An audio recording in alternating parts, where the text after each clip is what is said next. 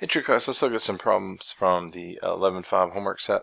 So right here we're being asked to find the angle that eliminates the xy term.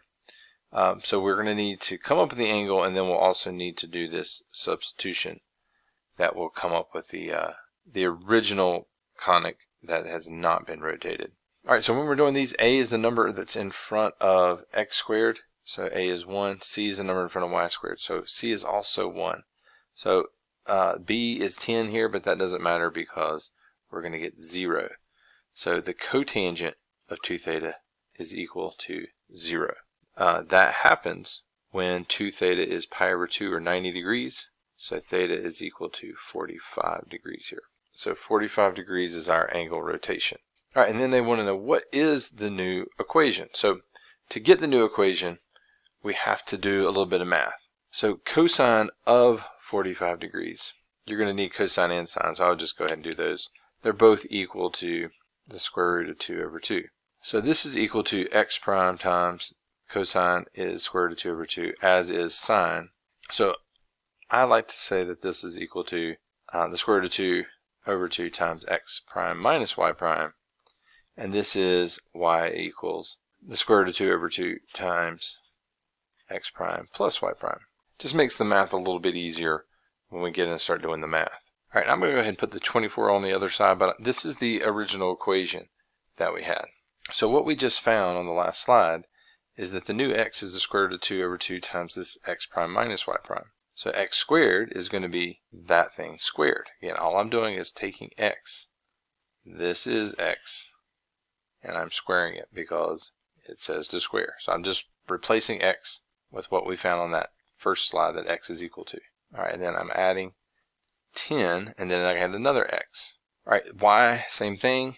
It's just x prime plus y prime, but the same thing. Square root of 2 out of 2 over 2 out front. Square root of 2 over 2 x prime plus y prime. All right, then it's plus y squared. So plus equals 24. I can barely fit it in there. So there's a square again. That's x. That's y. And I'm just replacing everything in there. All right, when you square the square root of 2 over 2, you're going to get 2 over 4, which is a half. All right, then when I square this, I'm going to get an x prime squared. All right, minus, I'm going to have outside and inside are going to be the same. There's going to be a x times a negative y, another x times a negative y. That's negative. That's 2x prime y primes. And then minus a negative will be plus y prime squared. So that should be a half. Not. All right, there's a 10. Multiplying these together is the same as squaring them, meaning square root of 2 over 2 times that. Same thing as squaring it because it's time itself, so it's also going to give me a half. All right, now these are conjugates. So the thing about when you multiply conjugates is the outside insides are going to cancel. And so I'm going to end up with an x prime squared, and then positive times a negative is a minus y prime squared. All right, and then lastly, the square root of 2 over 2 squared again will be a half. This will be an x prime squared. Outside and inside are going to be both positive this time, so this is going to be a plus 2 x prime y prime, and then plus a y prime squared. All right, all that still just equals 24. All right, this 1/2 is going to go through. That's going to give me a 1/2 x prime squared. The minus 2 in the 1/2 will just be a minus x prime y prime, and then plus a 1/2 y prime squared. 10 times a half is 5, so this is going to be plus 5 x prime squared. All right, that's a minus, so it'll be a minus 5 y prime squared. All right, distributing the half through, I'm going to get a half x prime squared. A half times 2 is going to be plus x prime y prime. And then a half times y prime squared is a half y prime squared. Again, equals 24. So the first thing I see is that negative x prime y prime and the positive x prime y prime cancel, which is good because that's what we want. That's the whole point here. X prime y prime is what causes rotation, and we just lost it. We're not going to have rotation anymore. All right, I got a positive x prime, a half x prime squared, another positive half x prime squared. That's 1 whole x prime squared plus these other 5. That gives me 6 x prime squared. All right, half y prime squared plus another half y prime squared is a whole y prime squared. But this time it's a minus 5y prime squared. That's a minus 4. And that equals 24 still. All right, and then to get in the standard form like we're used to seeing, we would have all this divided by 24. So that's going to be a x prime squared over 6 will go into 24 4 times, minus dividing 4 by 24, I'm going to get a y prime squared over 6 equals 1. So there is the ellipse in that standard form that we're used to seeing. So that would be that one. Notice the little primes in there. Those are the little prime symbols we see. But the thing is, it's just like the old variable x and y.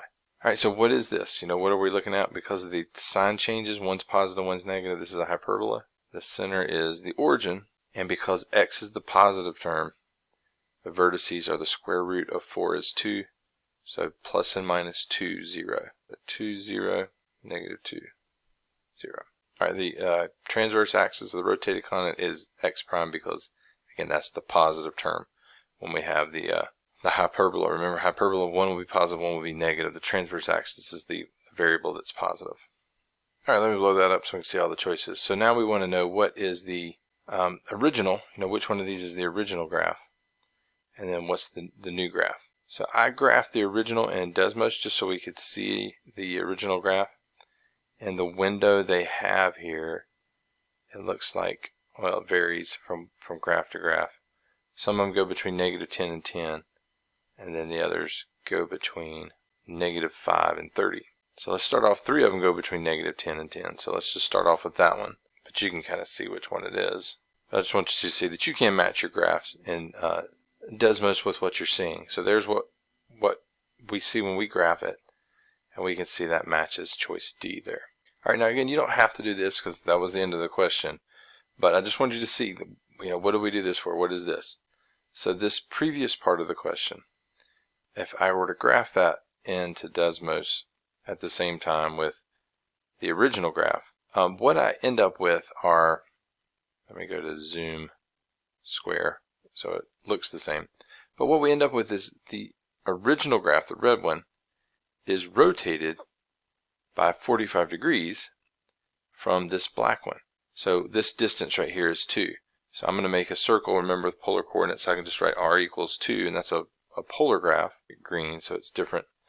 And you can see that this tip end of this vertex of this hyperbola has been rotated, and it stays on that circle until it gets to this point right here.